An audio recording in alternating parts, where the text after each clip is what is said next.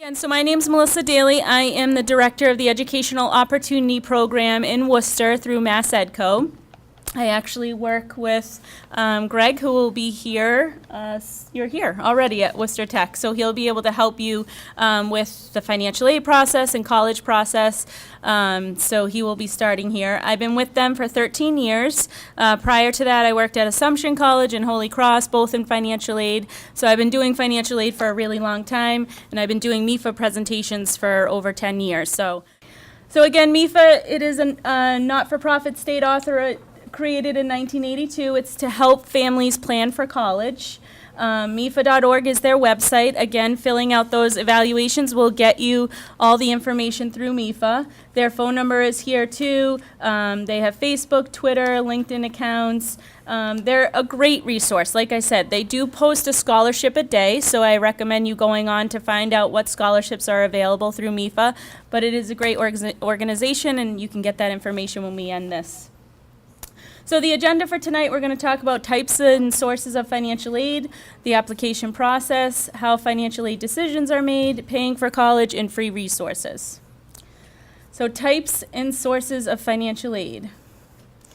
There are three main types: grants and scholarships, which is the free money, the gift aid; work study, where you actually work on campus. Some actually get community jobs outside of the campus, and the school pays you based on what you were awarded through the work study program. And then, of course, student loans. Everyone usually receives student loans, which are the unsubsidized, subsidized student loans. That is part of financial aid.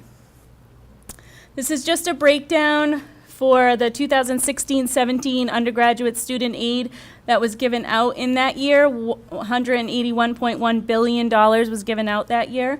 And you can see the bulk of it was in student loans, and then the grants and scholarships, the federal grants, tax credits, and then the private grants, state grants, and the work study. The merit-based aid is awarded based on, it can vary depending on the school. So it could be academics, it could be athletics. Every school does not participate in merit aid. So you'd want to look on their websites to see who participates in merit aid, what different aid they have. So there could be a presidential scholarship for $20,000. It can vary what they're looking for. So not all schools participate, but the ones that do will list their merit scholarships right on their website. So I suggest you going to their websites and seeing what's available. They sometimes need separate applications, so you want to make sure what's required to receive the merit scholarships. Not every school, again, has them, but if they need the application, you definitely want to do it. And some have deadlines as early as November. So you do want to look on each school. Sometimes you can look on College Board through their schools, and they will list what they participate in and what they're looking for. Some are very specific. We want this SAT score. We want this grade point average. So you can see if you could possibly qualify for one of those. The merit scholarships will come usually with your acceptance. So it will say, congratulations, you've been accepted, and we also gave you this amount of money awarded as a merit scholarship. So it is separate from financial aid, or you may get a separate letter. It just depends. And it also may not be renewed every year. It may only be for your first year. And you usually have to keep a certain grade point average in order to keep those merit scholarships. So you definitely want to see who participates in merit aid and what are the requirements to get it and keep it. So need-based aid is based on the family's financial eligibility. It's a standard form. This includes the grants, loans, and work study. Most financial aid is a need-based aid, and you do have to continue to make satisfactory academic progress in order to keep that financial aid. A lot of times students, get their award letters and don't realize they actually need to keep a 2.0, 2.5, but every school has a specific GPA that you need to keep, or you could lose your financial aid. So sources of financial aid: grants, work study, loans. Studentaid.gov is a great website. You can go on and find out more about the grants. Also in Massachusetts, you can go on mass.edu OSFA. They're a great website as well that goes through the Mass State grant, scholarship, tuition waivers, and no interest loans, so you can look onto that. There's institutional aid, which we'll go over. That's also grant, scholarship, and loans. And then there's other agencies outside scholarships that we'll go over. Direct student loans. So student is the sole borrower. When you complete that FAFSA form, you're completing it to applying for all the federal, state, and student loans. So it's kind of a one-stop shop to complete that one form. If you do get federal loans, there are no credit checks, and they come in two forms. There's subsidized and unsubsidized Stafford loans. So the subsidized does not accrue interest while you're in school, so that's the better of the two loans. The unsubsidized does accrue interest when you're in school. So you'll be able to see on your award letter, it is a need-based, so the more need you need, subsidized may be higher than unsubsidized. Right now, the interest rate for 2018-19 is 5.05% right now for fixed rate. You do not need to make payments while you're in school on these loans. So you can be receiving the loans, they increase, so as a freshman it's $5,500, as a sophomore it's $6,500, and then a junior, senior it goes up to $7,500. You're not responsible for paying while you're in school. You can always send a payment if you'd like. You don't get penalized either way. And how it works is once you have finished your 2-year, 4-year, whatever it may be, you have 6 months to get settled, find a job, and then the payments start to come. And then you have 10 years to pay it off. But there are a lot of programs where you can look on that studentaid.gov website and find out about repayment options on those loans. And one last thing on that slide, if you can see that approximately most students are averaging around $27,000 in student loan debt, and that is about $300 a month for 10 years. So you want to keep that in mind when you're thinking about repayment and how much you're taking out as an undergraduate student. So the financial aid timeline. This sheet is also on MEFA, and I really like this sheet. This is new this year, but it breaks down, you can put the colleges that you're applying to, what forms are required, the deadlines, is it early action, regular decision, what financial aid forms are required, and then you can write little notes. So it just makes it organized for when you're applying to the schools to make sure you're meeting deadlines for all of the schools that you're applying to.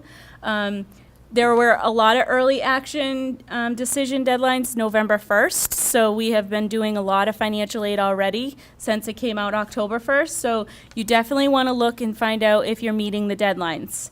The standard deadlines are usually February or March. I can't stress enough how important it is to not miss a deadline.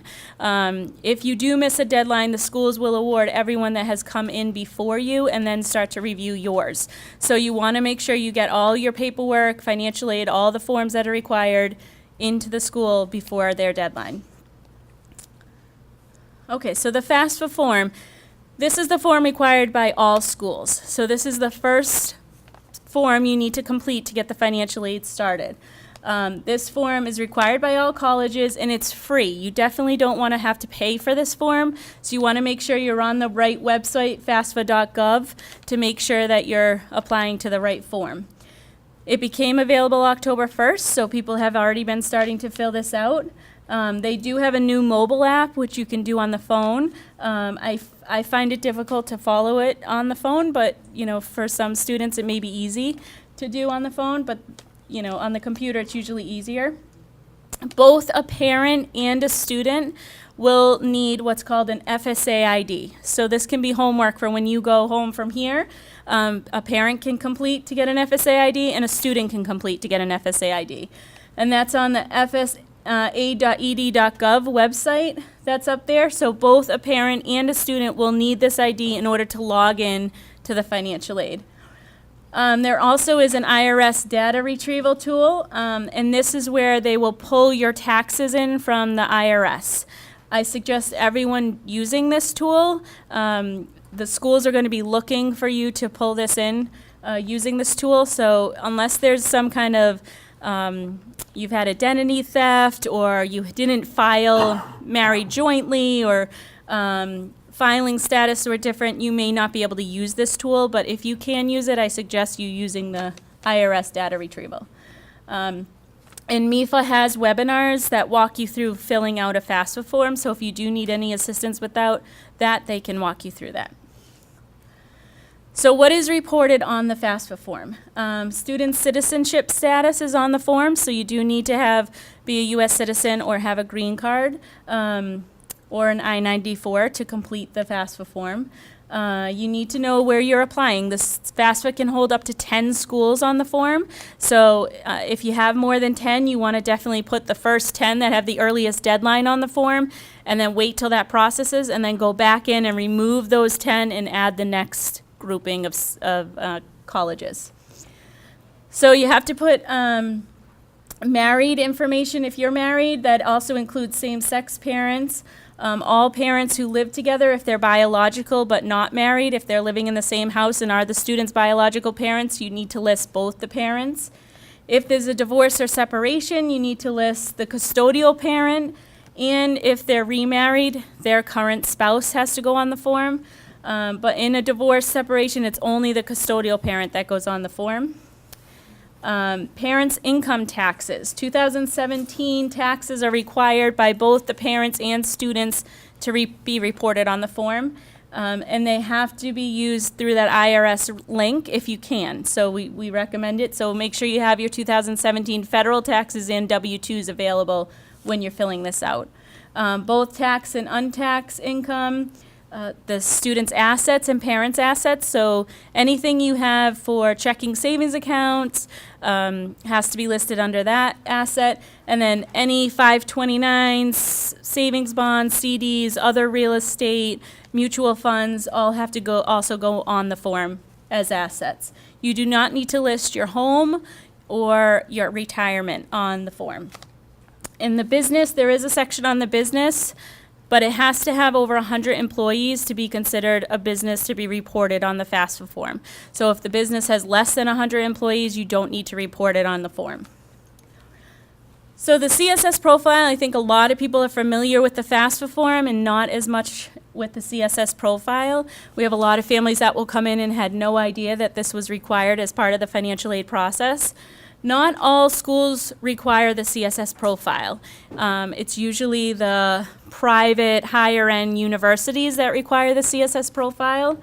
And it is $25 for the first school and then $16 for every additional school.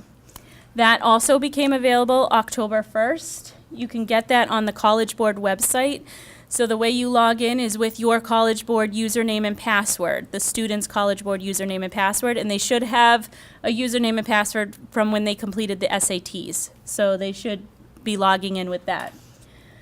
This does require a separate form from the non-custodial parent. So the custodial parent, if there's a divorce situation, has to fill it out, and then also the non-custodial parent has to complete it.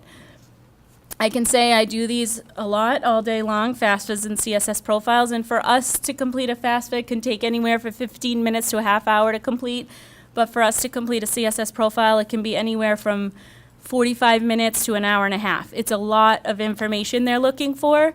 This is coming from the institution that is giving their own money, so a lot of these schools have endowment funds that they can give to you on top of the federal and state funds that you have applied through FAFSA for. So they want to make sure they're giving their money to the students that truly need their money. So they ask a lot of questions on this form. Again, there's a webinar that you can go to for MEFA.org. And you want to check and make sure that if they need the FAFSA and they need the CSS profile, there may actually even be another college financial aid application that they have you fill out on top of that. So again, this form does cost money, and it does go over your retirement. It asks about your current home, when you purchased it, what the value is, what you owe on it. Sometimes it may even ask about cars, what cars you're driving, the year, make, and model of your vehicles. It really goes through everything that you could possibly have as far as finances goes on this form. So you want to definitely make sure you have everything together when you start to fill this out, because it is an in-depth form to fill out. So after you apply for the FAFSA and you applied for the CSS profile, both will receive your information electronically. Through the FAFSA form, you'll get what's called a student aid report. This is when I talk about families creating possibly a family email account. Your emails are going to be sent and required by all these forms.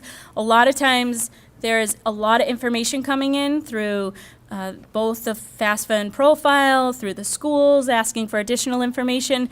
And if everyone can see through that one email, both parents and students, it's helpful to know what's coming in, what's required, so you're not missing anything from any of the schools. So a student aid report you'll receive electronically through the FAFSA form, and you'll receive information through the CSS profile. If there are any special circumstances, if there are something with medical issues, someone's lost a job, anything like that, you want to contact the financial aid office and see what their process is. Every financial aid office has a different process with informing them of special circumstances, so you definitely want to talk to the financial aid office if there's anything going on that you would want them to know about. There are some schools that actually require verification forms. So about a third of schools randomly verify students, so don't panic if you do have to provide additional documents for the school. It could be just randomly done, and you need to make sure that you're getting all those documents to them as soon as possible. Along with the CSS profile, most of those schools are what they call full verification schools.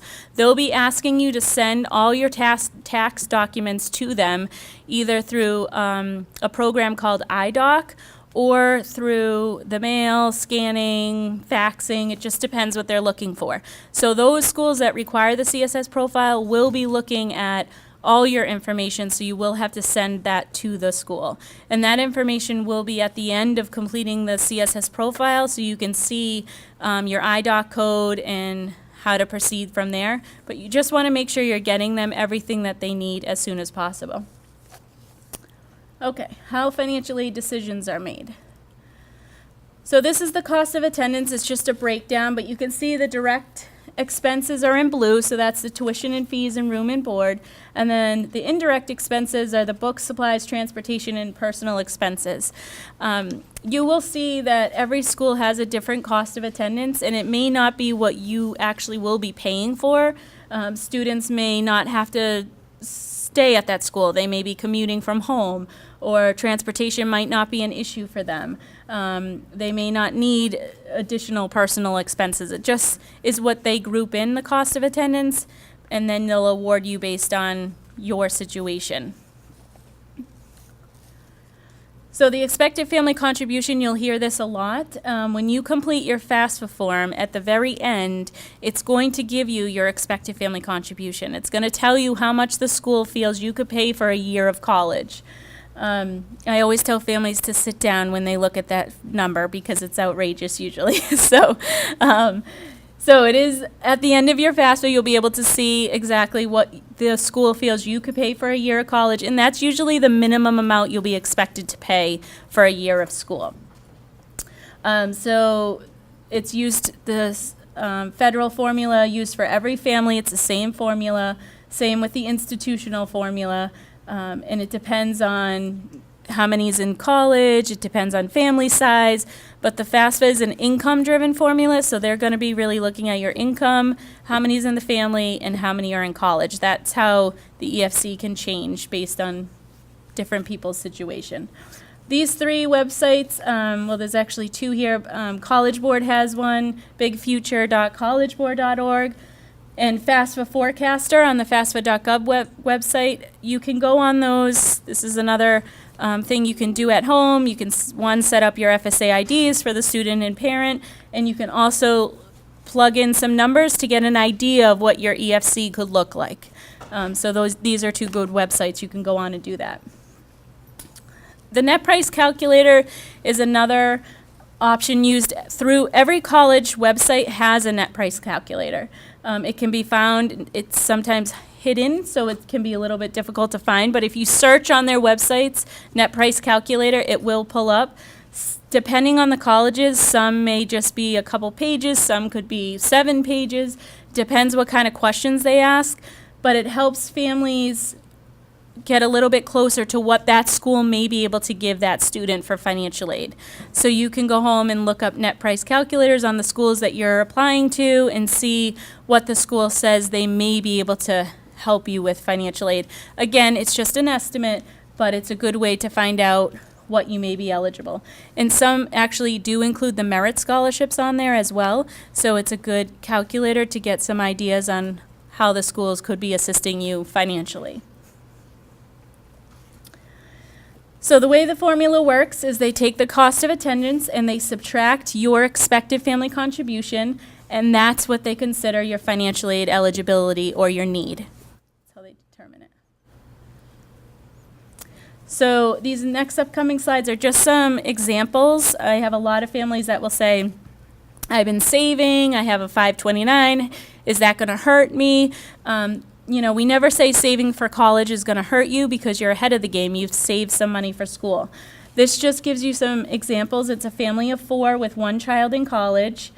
The combined income is the same for all the 3 families, but you can see the assets are different here. Family B has saved $25,000 and family C has $50,000. You can see that there is 0 difference in the EFCs. Even with that family that has saved $50,000, there's no impact on that EFC. So when we talk about the formula being income driven, the assets are looked a lot smaller than the income is on this particular form. Now this slide is different. This is how the income impact can change your EFC. So you can see family A income is $25,000, family B $40,000, and family C $60,000.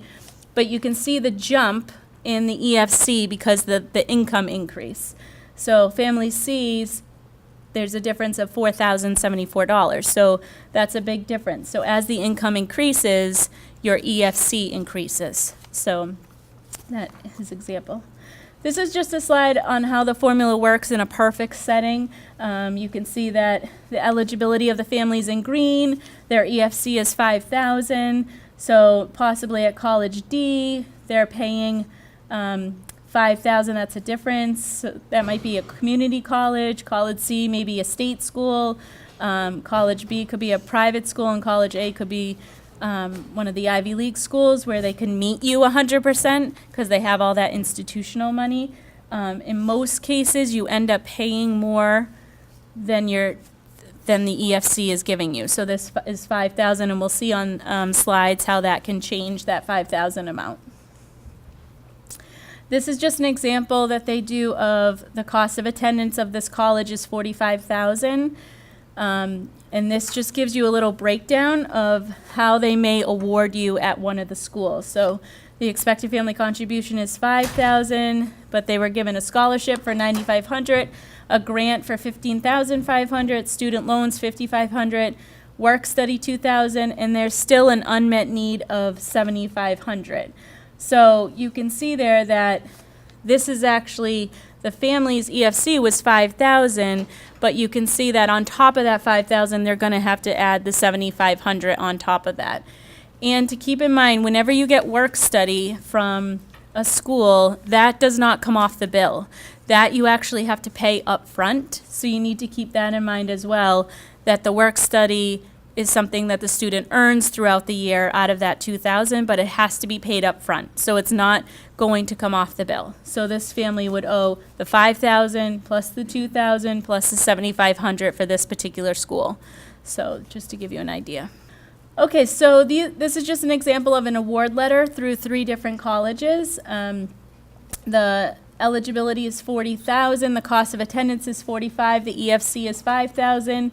You can see that each college A, B, and C gave a different amount of grants, student loans, work study, and you can see the unmet need at each of the schools. So college A was able to meet that $5,000 all the way to the end, but you do have to just add in the $2,000. So college A would be $7,000 they would be paying to go to that college. College B, you have to include that $7,000, the $2,000, and the $5,000, so they weren't able to meet them as much as college A. And then college C, there's a big gap with college C. So you can just see that it would be great if all the award letters came and they all looked the same and they all gave you the same amount, but every school will be different. So when you get that award letter, it's good to sit down and compare what's going to be the best school financially for your family, and if the students can sit with you and you can review that with them. Every school will give you a different award letter, and you may owe a lot more at some schools than you do at others. So this just gives you an idea of some of the award letters that may come.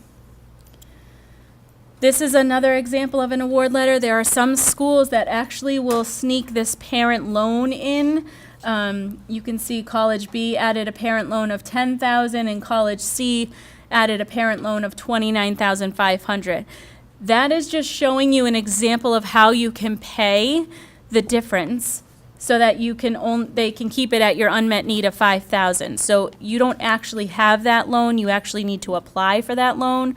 So it can be tricky when you're going through the award letters. You want to make sure when you see these parent loans that you understand that that's something you have to apply to receive. That's on top of the financial aid, and it's usually an outside loan you need to take out. The interest rates could be higher for those. So keep in mind that's not something they're going to give you. You'd have to apply for it. They're just giving you an idea of how to fill up that gap if you don't have the savings to be able to do that. So paying for college. When you look at the EFC, for the example of the $5,000 that's due, they look at possibly student savings, parent savings, if they have anything. There are payment plans that you can participate at each college and university. Some are 8 months, some are 10-month payment plans. They can be set up through the school. You would once you have made the decision on where you're going to the school, then you'd want to talk to them about doing the payment plan, and you can set the amount that you can do monthly. And then some may look at private loans outside. Again, MEFA is a great website to go on. You can look at Parent Plus loans, student alternative loans, and see if that's something you're eligible for or need to cover some of the gaps that may be in the financial aid. Additional circumstances: consider the number of children that you'll be sending to school. Think of terms of total enrollment. I can't tell you how many families that come in and say, oh, well, we only owe $30,000. I think we can make that happen, but that's $30,000 every year that you're going to need to owe. It's not just the first year. So you need to make sure that these forms have to be renewed every year, and your award letters for every year may have a gap that large, and you need to make sure you're able to commit to paying that for 4 years. It's not just the 1 year. You also want to consider the payments when you do graduate. If you're graduating, like I said, that number we gave, $27,000, where it was a $300 payment a month, you can imagine how much that will be if you continue to add loans on top of that $27,000. So you want to try to get out of undergraduate school with as little loans as possible, if that's something you can do. And if you're considering going to graduate school, a lot of graduate programs you can only get unsubsidized loans. So you want to make sure that if you can stay with the least amount of loans as your undergraduate studies, you may need to be taking out more loans for your graduate studies. So you don't want to be overwhelmed with the payments. You can start researching if there are jobs that you're looking to go into. Is there a cheaper way for me to go to school for that specific job, especially if the job requires you to get a master's degree? So you want to make sure you're looking at their salaries, what's required to graduate and get a job in that field. We talked about the graduate school. You want to know your credit score. It's can be hard for students to take out their own private loans. A lot of them needs co-signers when taking those out, and a lot of times the interest rates can be pretty high on those loans. So you want to make sure that you're aware of the outside loans, private loans, that type of thing. Okay, these are the mass transfer options. I don't know if anyone's aware of the mass transfer options. These are great ways to look at going to school without having to pay some of the high costs right off the bat. Some you can start at a 2-year program, A to B programs, where in this area, Quincy has a lot of these A to B programs where you could start, for example, they have an agreement with Nichols where you do 3 years at Quincy, and then your fourth year, you go to Nichols. But you're saving yourselves 3 years of the cost of Nichols and only having to pay that 1 year at Nichols College, which is a huge savings. They also have a program with Regis College for nursing where you do 3 years at QCC. Your third year Regis professors come out and teach you at Quincy, and then that fourth year you go to Regis to finish, but you graduate with the degree from those schools. So it's something to think about. A lot of them have articulation agreements with the state schools, so if you complete your general requirements at the 2-year programs, keep a grade point average of 3.0, you can get automatically accepted, depending on your program that you're in, into some of the state schools. So they're definitely worth thinking about the programs, and they have all that listed. You can go to mass.edu/mass transfer, and you can get all that information. Same with the tuition break, you can get that information as well. So you want to learn about your financial aid. So you want to learn about when is it renewable, deadlines, private scholarships. I can't stress enough the outside scholarships. So you do want to, I know it can be a lot of researching, sometimes essay writing, but it's worth it. It's worth doing that work. It can be $500 to pay for a semester of books. Your guidance counselors here at the school should also have information on outside scholarships. You should be talking with them to see what's available within the city, local scholarships, that kind of thing. So you do want to look into private scholarships. Special circumstances. I always tell people if you do get an award letter, you can always appeal your award letter. You can always ask them to look at your award letter again. Some may have special circumstances. You can write that letter and ask them to look it over. Worst cases, they come back and say, sorry, you're not going to get additional funds, but it's possible they'll come back and give you additional funding. May 1st is the date that you have to commit to the school that you're deciding to go to. That's the day you have to send your payment and hold your spot at that school. A lot of times the schools may not get all the students to commit to their schools, and they may have money that was freed up, and they could give you additional funding depending on your circumstance. So it is an option to appeal your award letter and see what the school comes back with. You can find out additional details at your open houses and orientation programs. There's more financial resources through the schools as well. And you can look at financial aid websites, in-person meetings, phone calls, emails. We always say if you do have things going on, call the school. Make the financial aid one of your good friends to call over there and say, this is what's going on, can you help me, what do I do? They're there to help you. So, and there are a lot of resources between your guidance counselor, advisors that you can also speak with and get some help with this information. There will be financial aid seminars that will come up. It will be college acceptance seminars. You can find that out on MEFA, and they actually, if you sign up tonight for MEFA, they'll send that information to you. But they will discuss your financial aid award letters, the bill, payment plans. So they pretty much will walk you through. Most of you will have the award letters at that point. These usually take place in late March, April, and you can go in and somebody will talk to you about how you go about paying the bill now that you have the award letters. I believe last year it was at North High, and they had a great turnout, so you want to find out March or April, look for these acceptance seminars.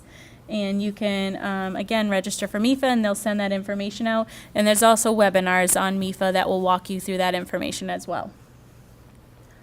So what you can do now, you can sign up for MEFA today. You can go ahead and fill out that FSA ID for both the parent and student. You'll need that. That FSA ID will be used for every year you apply to college. So you want to make sure you keep that somewhere safe. I can't tell you how difficult it is to retrieve those if you've lost them. So you want to make sure that you keep that FSA ID somewhere safe, because every year you're going to use it to apply for the forms. You're also going to use that if you should take out loans at the colleges to complete your entrance counseling and master promissory note. The schools will send you that paperwork to get your loan started. You're going to need to log in with that FSA ID. username and password. So you want to make sure you're keeping those with all your college stuff and not losing them. You can go home and research deadlines. Like I said, you want to make sure that you're meeting all the deadlines for your financial aid forms. You want to make sure that you've covered all the forms that are required. Like I said, the FAFSA form, CSS profile, and some have their own college applications to fill out. You want to make sure you're getting all the forms required by the schools in on their deadline or before. You can look at MEFA's upcoming webinars. You can go on and get these slides through this presentation. You can watch a webinar on completing a FAFSA, completing a CSS profile. They will give you that information it's on MEFA.org events that you'll be able to see that. And you want to start completing your applications. I'm sure a lot of you are already started with the process or starting the process. So once you can get the applications in, the financial aid won't actually be reviewed until you're accepted to the college. So once you get accepted to the college, they'll start to process your financial aid. And sometimes for regular decision, the award letters from the schools don't actually come out until late March, April. So you may not be hearing how much money each school is going to give you until later in the spring. And then you have to make that choice and deposit by May 1st. So it's a quick turnaround once you start to get the award letters. Okay, that is everything.